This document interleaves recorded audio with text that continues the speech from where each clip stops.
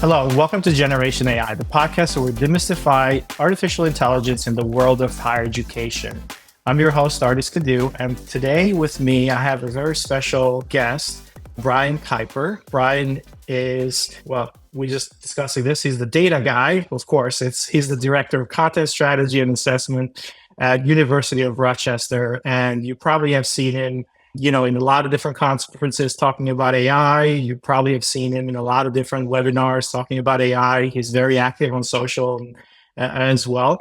And you probably have also downloaded or even read some of his marketing books. So he has quite a few of those as well. And the last thing that I know about, or the most interesting I know about Brian, is that he is an expert skydiver. So that's the thing that I want to go first. Hey, Ryan, welcome to Generation AI. Hi, Artis. Thanks so much for having me on. I appreciate it. So let's talk about your skydiving. How many jumps have you had so far? I think I'm up to 2,958, I think, after last weekend. 2,958. Getting close to the 3,000 mark. That's impressive. So, when you look at skydiving and right now, you're like, you know what? I'm just going to go for a couple of dives this Friday. And I'm like, man, it's like, I wish I actually played golf just like Brian goes in skydiving. He's like, oh, this is your thing. Yeah, absolutely. And I love golf courses because they're great to land on. There's no telephone lines or power lines. That's really my only thing that I like about golf courses. But all right, so we'll kind of talk about something that we both have in common, and that's AI. We just debuted your new podcast on the Enrollify Network called AI for You. So obviously the pun there is being for universities, so AI for universities and for you. And the whole idea about this new podcast is that we're taking practical applications of AI and how they get applied to university settings or jobs that folks are doing at the university or any college. And also, you're bringing in interesting guests to talk about how they're using AI specifically in their day-to-day work in higher education. Something that I haven't done. Like we usually go deep in topics, but tell me a little bit more about the podcast itself.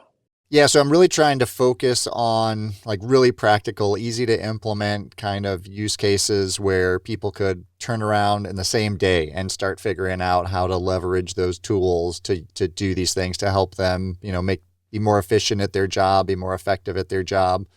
And the guests I've talked to so far have so many just incredible ways to use these tools and really across kind of any administrative role, we're really focusing on that. So I'm the chair of the Marcom AI committee at the University of Rochester. We're part of the larger AI council. And the AI council is made up of 5 different kind of domains. So clinical is one. So we have a big medical research facility. So they're really focused on how to use it within the clinical patient care process. Then there's the research arm where they're doing all this, world-class research and how to, integrate AI into that. Now we've got the academic side, of course, so teachers and students figuring out how to use it in the learning process. And then there's the administrative, so every group across the institution, every department, every school has, the HR people running the team, so they need to know how to use AI. And then I focus specifically on the Marcom and how to use it for marketing and communications. So when we first started this Marcom group, we were really just looking at marketing roles and how you could use the tools for, making your jobs easier, making you more productive and more effective, providing more value for your students. But as we started talking with these other groups, we found different ways they were using the tools that were directly applicable to the ways that we could use the tool. So now we're creating much more collaboration between the different groups. We're sharing different ways we're using the tool. For example, on the academic side, our business school started creating these virtual teacher's assistants, virtual TAs. So if your regular TA wasn't available or your professor wasn't available, you could just go to the virtual TA and ask it the questions. And they were using custom GPTs and chatbots to do that. So then we started thinking, well, we could create virtual personas for marketing. So when you're creating a new piece of content for a prospective undergraduate student, you can go bounce it off of this virtual, custom GPT chatbot and see what's missing from the content or what it likes or what it doesn't like. And that's been, extremely helpful.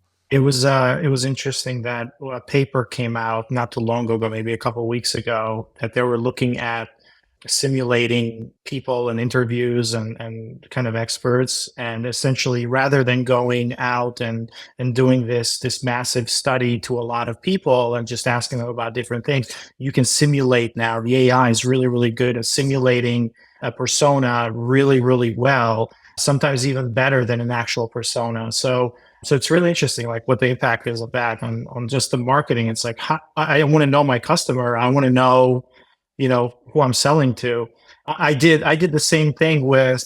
We tried to do some positioning work the other day, and I entered basically our positioning stuff. And I'm like, all right, now think about this. You're the VP of enrollment and marketing, and grade this pitch to me on the bullshit scale and blah blah blah, all of these different things. And it came back, and it's like it's really, really good, and it's just, you hit all of the things that you need to hit. So that's really interesting. So what do you think about on the marketing side? What's the most, like, the stuff that is impacting marketing the most right now that's AI focused?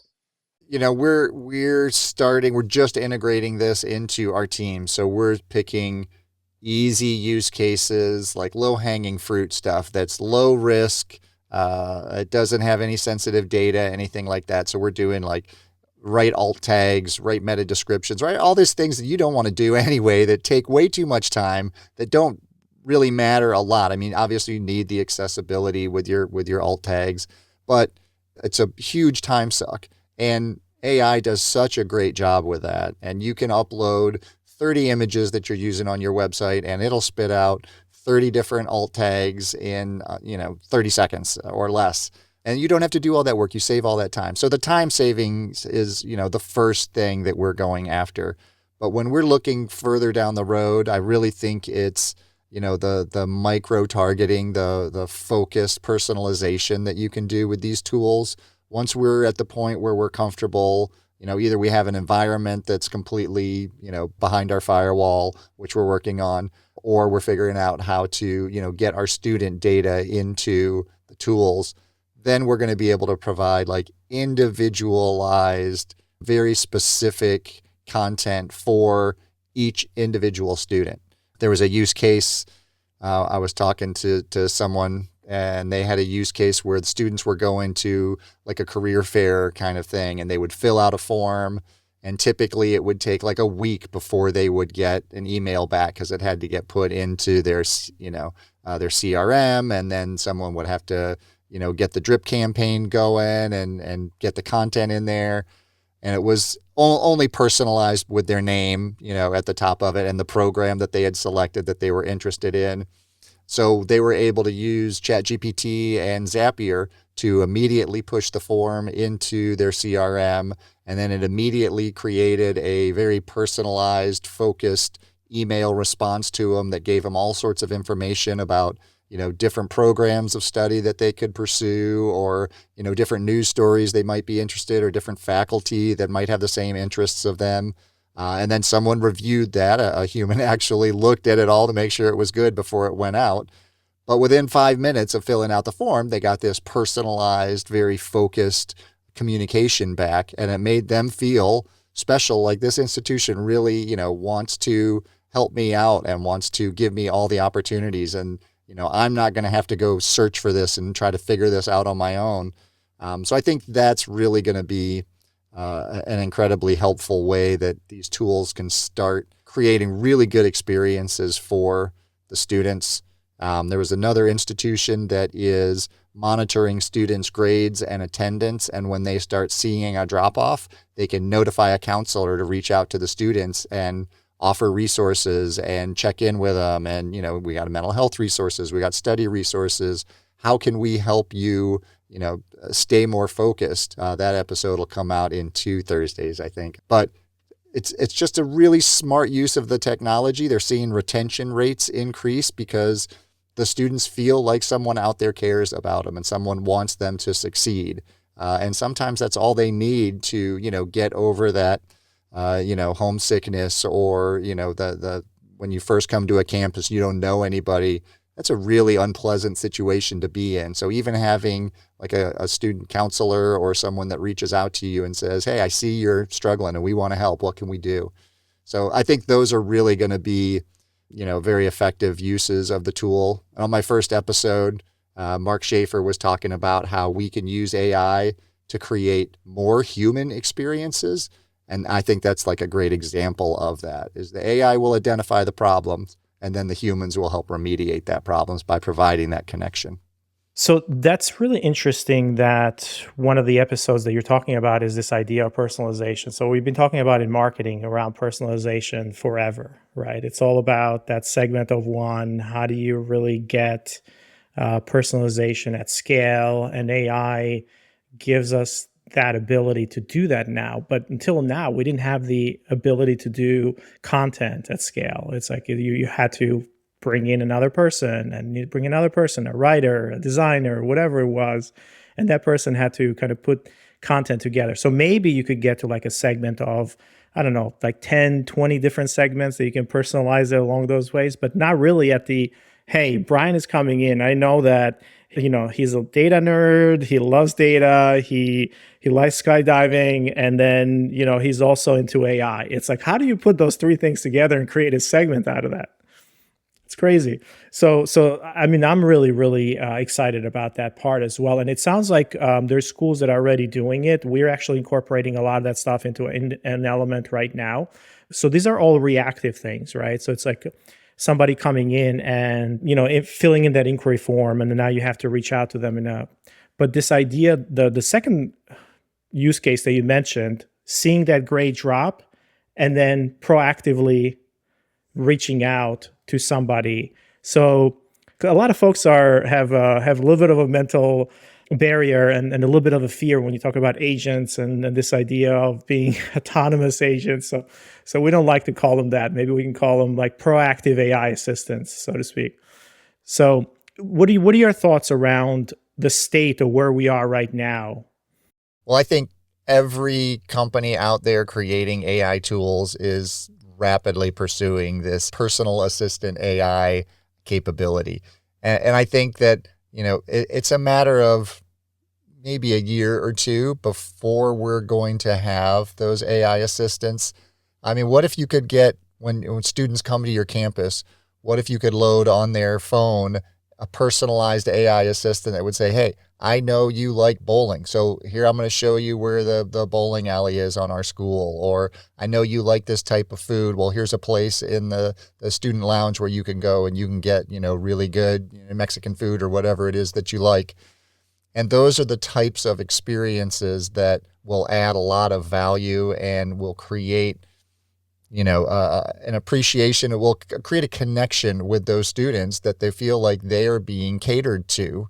And I know I've got like custom GPTs that I make that help me with my meal planning. They help me with my fitness routines. And it just takes all that mental load off of me. I don't have to sit down and figure out what we're having for dinner tonight. I can just go to ChatGPT and ask it, what's a good meal for us, and give me the recipe and give me my shopping list, and off I go. And so I think taking that mental load off of students where they don't have to be like, oh, how do I find my next class? Where's the building? How do I get to the elevator?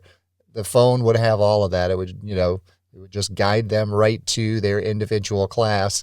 And that opportunity to be able to provide that sort of value at scale didn't exist before now. You couldn't have the time or the resources to create all those individualized plans for everybody. And now we can. That sounds like great. That sounds really exciting. And like, do you feel that institutions are there today mentally? No, I mean, a lot of institutions, even our institution, there was a lot of hesitancy about, adopting AI because the data issues, the copyright issues, the bias issues. There are a lot of issues that you have to go in eyes wide open when you're using these tools. You have to understand that these are not copy paste solutions at this point. And there are cases of, schools and brands using these tools and having detrimental effects because either they weren't transparent about the fact that they were using these tools and someone found out, or, they were just using them in the wrong way or putting out inaccurate information without double checking it. So there really has to be a lot of awareness and education about, the risks of using these tools and the best ways to use these tools whenever you start adopting that. And higher ed tends to be averse to change, tends to be slow to change, which is problematic because AI is changing so fast and it's moving so aggressively.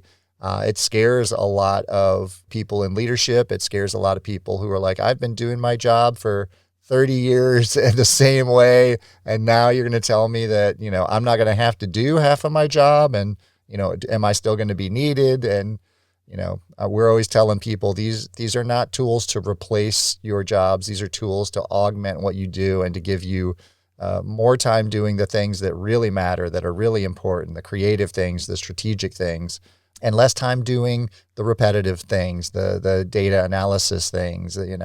It can do all of that for you. You just have to trust that, you have to understand how to use it, how to leverage it. So, but I think there's a lot of resistance at a lot of institutions, but there are a lot of institutions that are, full speed ahead, driving into this very intelligently, really focused on ethical applications. And, we know these tools can do a lot of things. It's up to us to decide what they should do and where you really still need the humans in the process. This whole idea of humans in the loop versus on the loop. When it comes to AI agents, it's like, well, right now we don't trust to the output, or we don't trust this to do its own thing.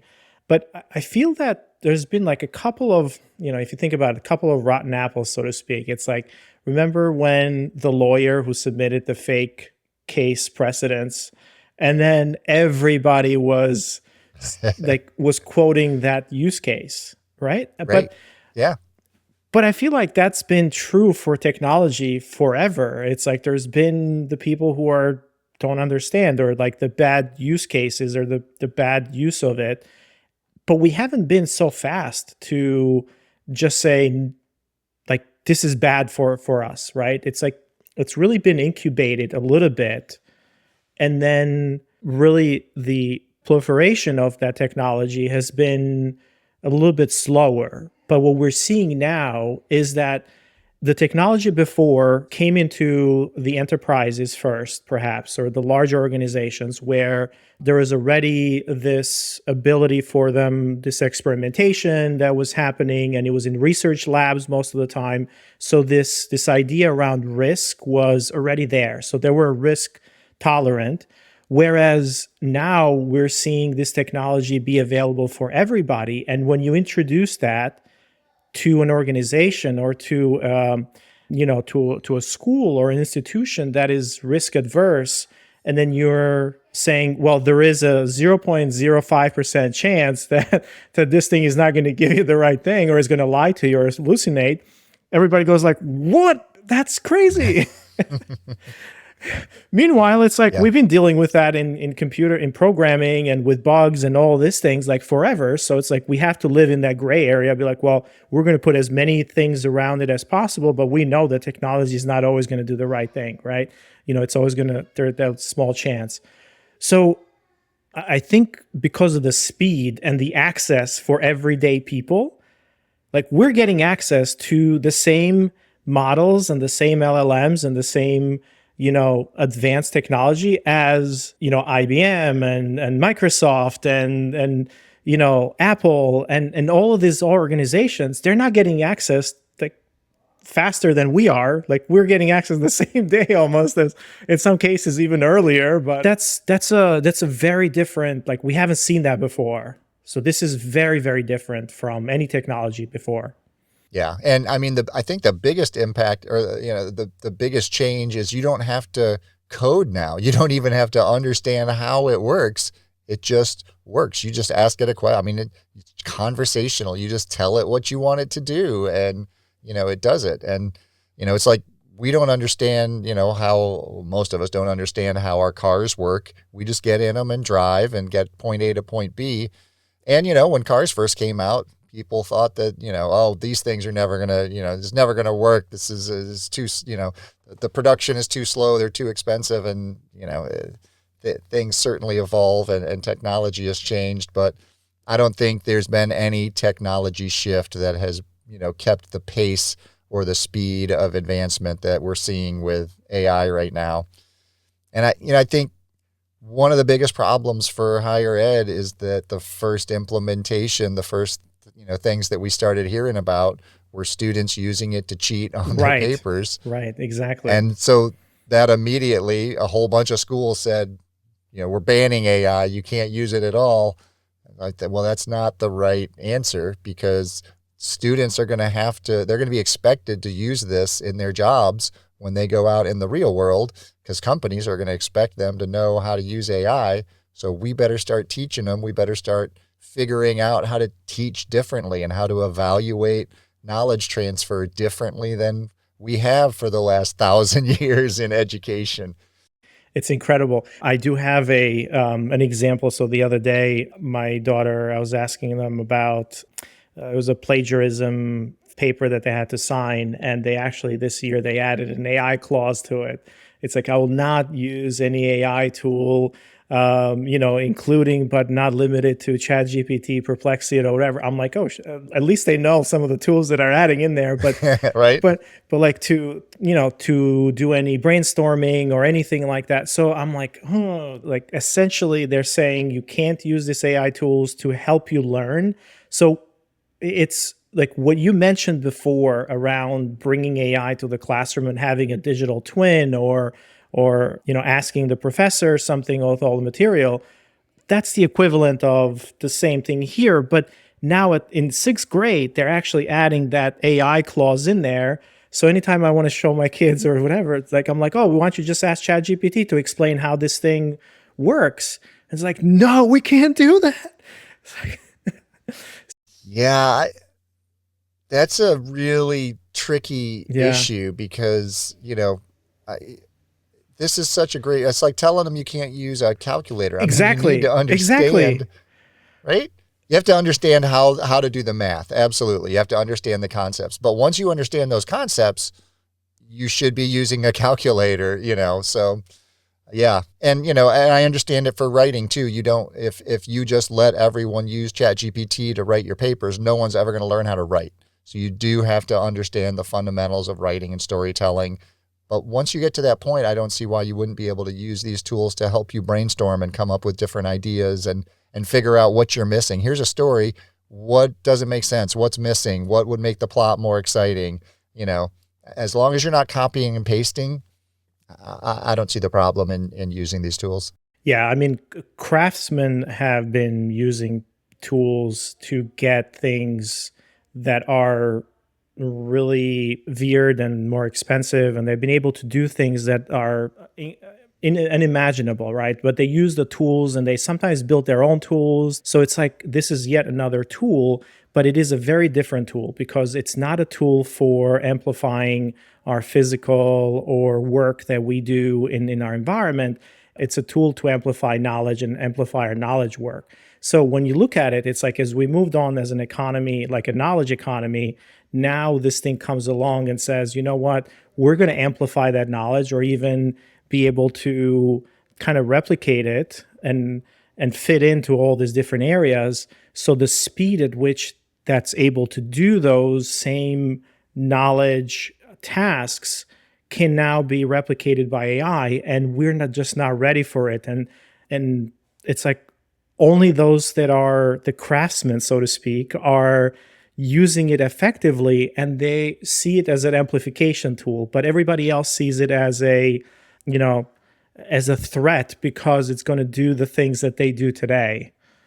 Like, you're a craftsman, obviously. Like we you're like, this is great. I'm going to use it, and I'm going to amplify my work, and I'm going to do things that I was not conceiving of before. But not everybody has that mindset. Right. Yeah. And a lot of, and we run into that at the institution a lot when we go to these, we hijack people's meetings. We're like, we're going to come into your meeting. We're just going to show you 15 minutes. Here's some of the things we're using AI for. And a lot of people, when we're done, are like, well, that's my job. That's what I do. Like, well, we can find something more productive for you to do. And they're like, we like doing our job. It's like, well, then we have to figure out how to upskill people Yeah. into, a job that can't be done by AI. Yeah. And we know that as this technology gets smarter, it is going to replace jobs. There is going to Yeah. be, economic impact, and there's going to be career impacts for people. So we really need to start thinking about these long-term effects of, the advancement of AI. And I don't see why, universities aren't great places to start thinking about and having these conversations and figuring out what we can do and how we're going to, keep society moving forward if people don't need to work as much or they don't need to be doing the things that they have been doing. How could we use their time and resources in a way that's better for our planet and for our society? So it seems like higher ed is the perfect kind of environment and warehouse to, start asking these questions and start addressing these issues. But there's just so much fear and not enough forward thinking, I think, in a lot of these situations that we're not quite there yet in most schools. Yeah, yeah, it's gonna take. Oh well, I mean, take the California bill right now. I don't know if you've been following the AI bill. So there's this huge bill that is proposed around liability on this AI systems going towards the people who are building the models. So essentially, anybody who's building these models are liable for the effect of that particular model and whoever uses it downstream. So essentially, that's the big thing, right? It's like they're worrying about existential risk. They want to control the larger models, but they're putting a lot of innovation brakes on it because nobody wants to build these models or even operate in California if they can't experiment with it, or if they don't have a safe place to experiment or do research or even produce things that we can bring into the society today. So there is this two camps: the folks who are the doom and gloom and believe that AI is going to be an existential threat to us, and then those that think that this is uncalled for. I don't know how you feel about that particular bill, and of course, it's been talked a lot about in our circles, but maybe you can give a little bit more context. Yeah, and it's interesting because it's timely, it's SB 1047. But they just in the last 2 weeks, they tweaked the language in the bill so that now companies are only liable for imminent damage that is done or disasters that occur because of the technology. So it's not just because it was previously like if they didn't follow the regulations, even if harm didn't come from it, if they were creating things, well, and the new Grok image generation tool that has just come out that doesn't seem to have any restrictions on the types of images that you can create. And there's all sorts of wild images that are being created out there. Have you played with it yet? I haven't had a chance to play with it. I've seen a lot of the images, but I haven't I haven't set it up yet. Have you?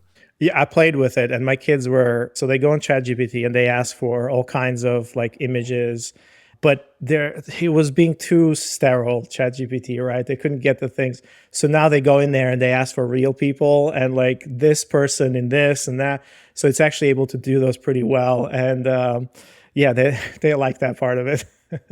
Of course, I mean, it's you can totally see it's AI generated, but at the end of the day, I don't know if you can see misinformation or how you can connect that to like harm today in the way that that's implemented. But maybe folks will come in and say, "Hey, this is not appropriate," and I don't know. I just haven't Yeah. been able to see a connection to how they can be harmful right now. Yeah, I mean, certainly with the election looming and what we saw, with the last election with the Facebook, the social Yeah, media yeah, targeting that was done in there certainly can influence public perception, certainly change people's thoughts and ideas if you keep serving them content that, reinforces what they already think and believe, even if it's not real content, even if it's AI generated, they will want to believe it and want to think it's real. But I think the bigger threat really comes from, the open source models where there is no boundary, there's no gating at all, so there's no way to shut those down because you could pull that out. You can run Llama on any server anywhere, and if you can figure out a way to to make it To fine tune hack it, and into, yeah, yeah, exactly. Yeah. yeah, and we're already seeing better and better. Image models as well, like Flux, for example, they came out, and now that's open source, and you can fine tune it really, really easy with LoRa. You can fine tune it so fast, and there's so many easy instructions that you can do it yourself. So you can essentially make it do anything or create images on anything, and they're so real. They're really, really good. So it's Yeah, amazing. I think Grok uses the Flux model. yeah, That's what they yeah, do. it does. Yeah, Yep.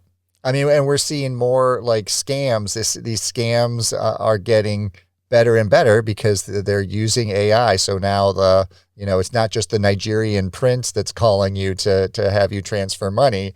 It's your kids in their voice that are calling you and having, engaging conversations with you and telling you that they got arrested and they need you to send them bail money.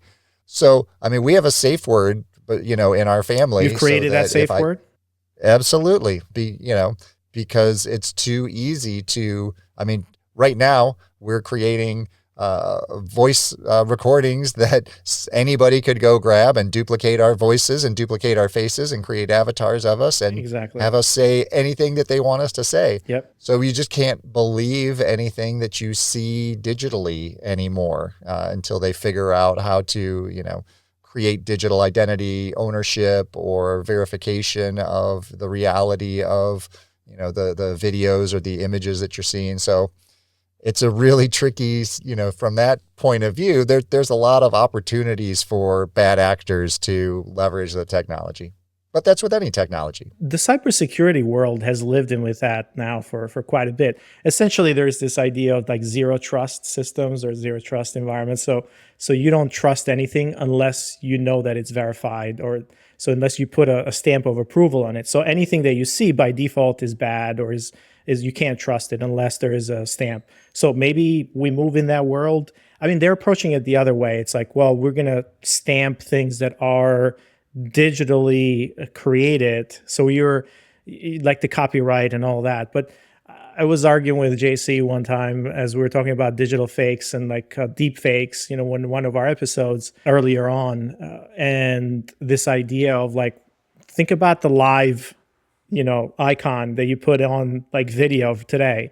And there's this notion that it's like, because it's live, there's a different signal that you get, and like you enjoy that more, or you feel like connected, and there's notion that it's real, it's happening right now. And the stuff that's recorded, it's like less quality, and like it's in the background, it's happening, it's there, you get entertained, you watch a movie, but it's a very different signal. So maybe we move to that world where it's like everything is fake, and then you just have your real stamp. You have your real Brian Piper, and then That's right. Well, and I'm waiting for the intersection of blockchain and AI, because it seems like, having a place where you could flag content that you have created so that it could be validated and verified. yeah, So if someone sees you saying, something horrible, that they can go and check and see, did he really say, oh no, he didn't say he that. didn't That's say that. not, That's right. That's in right. his digital identity. Yeah. That's the only way that we can do the verification, right? Is through blockchain. So that real thing is going to actually, some system is going to check against your blockchain and say, no, Brian was not there at this time. He was here. And this is kind of, Right. that's interesting. Yeah. So, I mean, and even the live, we're at the point now where, you can do a live AI avatar of yourself. And so even live may not, I may not be real right now. yeah. Well, I don't know. This might be the Brian avatar. So That's right. That's right. okay, so let's kind of bring it back, right? So I tend to agree that we're moving to a place where synthetic media is going to be very, very relevant. And Even Mark Zuckerberg, he like when he gave a couple of interviews and he talked at the SciGraph with Jensen Wang and a few folks, but he's been talking about this idea of the feed becoming the content in that feed. Now we're getting to a place where it's all about relevancy and you get served. We don't care about your network anymore in social media. We care about like what you would like and what you would enjoy and interact with. And so your feed becomes much more than just your network. We're moving away from that. So, but imagine now what Facebook wants to do and what Meta wants to do is they want to essentially create AI, avatars or AI personas or whatever it is, so then your feed becomes, generated for you. 99% of it gets generated for you via AI because AI knows your preferences and knows what's going to be relevant for you at 9 a.m. versus 10 p.m. and so on and so forth. So then it's kind of becomes more and more generation around AI. And we do personalization now, but we come back full circle to what we started with that personalization in marketing, right? It's like, Yeah. it's like everybody now gets personalized, but personalization happens because of AI and all of these different feeds. They can keep up with you because AI is able to generate that content. So it might not be a bad thing. I don't know. What do you think? I mean, instead of going to Netflix and scrolling around for 30 minutes to find something Yes, that you want to watch, exactly. you just tell it what you want to watch, and it dynamically makes it up for you focused on what you like to do. And maybe you had a really bad day and your Apple Watch knows that during the day. Right? Your stress levels are so high and you want to come and sit on the couch and it understands and it says, artist, Brian, I created a movie just for you. That's right. All dogs and skydiving. Exactly. That's all. That's awesome. Well, and you start thinking about where this is going, and we just, we tend to think, oh, well, this is where AI is going. But now you start looking at now you throw in metaverse, now you throw in quantum computing. I mean, this whole landscape is going to be dramatically different over the next few years. And I don't even know that we can, predict. I don't even know if the best science fiction writers could predict what this is going to look like in 5 years. It's going to be a whole different world that our kids grew up in. And going around and talking about our kids and thinking about education today, what do you educate your kids on? I don't know. Yeah. Well, and even recommending what they study. Like my daughter wanted to be a Spanish teacher. I'm like, I don't know that Spanish teacher is going to, when we have our AR glasses on that can automatically translate, I don't know that we're going to need a lot of Spanish teachers. So she's like, well, maybe global environmental studies. I was like, oh yeah, we're going to need environment yes, forever. Yeah. Yeah. That's going to be, you're good with that. Yeah. Yeah. That's awesome. Yeah, for sure. One of the things that you have to think a lot about is this notion, as you're today, right? So we started by saying what's AI doing today for institutions, and you mentioned, well, we use it in our day-to-day in our marketing work, in replicating or in producing content. Schools, we're building tools around content discovery, for example. It's our content is a mess. It's all over the place. The courses that we offer, how often, when, what the hell is the outcome of this? If I take this program, what can I do? All these questions, it's around content discovery, right? So you see tools like Perplexity coming on board. So with those use cases are getting done today, and then over the next 6 months to a year, we talked about this AI agents or proactive agents that are taking the mundane things and are sitting in the background and doing work for us, right? They're making all the decisions. They're taking the decisions out of our heads and only bringing us the best of the best decisions. So you don't have to think about your meal planning because the AI does that. Now imagine not just the meal planning, but it does the meal planning, it orders the food for you, and it kind of anticipates, it looks at your calendar and it says, you know what, you're not going to be home today. You're going to be at a conference. So you don't need this much food. I'm going to get you less food. Or so that's the proactive components that I'm really excited about, because that's going to be in the near future, right? That's the 1 year mark. Or even now, some of these systems are coming online, but we're not really seeing a lot of them. So Salesforce, the other day, they announced what they called like a couple of those, Right. Their new sales features. And right, yeah, exactly. So marketing and sales are the are the two areas where these become really relevant. And we're doing work around that as well, to kind of work around proactive assistance. So it's like the work that you mentioned. How does a AI system just listen to all the signals from a student? And if they submit an RFI form, now the AI can kind of come up and say, okay, what's my goal here to get that student towards an application or towards a enrollment? So rather than just personalizing that first message, they have a goal to get them to their next journey or to move them through their journey. And then they dynamically do that particular, they send a message, or they actually call them, or they send a text message, but they decide what to do because they have the context of that student, they have the context of the institution, so they have all this context in there. And then they wait, and then they wake up a few minutes later, they say, what do I do now? What do I do now? What do I do now? Now imagine that for thousands of students, or all your inquiries, or maybe even your current students, is their data is coming in around their courses or whatever. And these agents are sitting in the background, and they're personalizing every single next step for that student based on goals. So that's what I'm really, really excited about over the next year, because that, right now we don't know where things are going to be in 5 years. At least that's, obviously we just said that we don't know if AGI is coming, but at least for the next year, we're still going to need to recruit students. We still need to eliminate things from their journey and make that as easy as possible and give them the things that they need. And there's a lot of institutions that just don't have the manpower to do that today. So forget about the jobs being replaced, because we're always going to consume more and more and more. We're like creatures of abundance. Like we can never consume less, or there's no boundaries. So the more stuff there is, the more we're going to consume.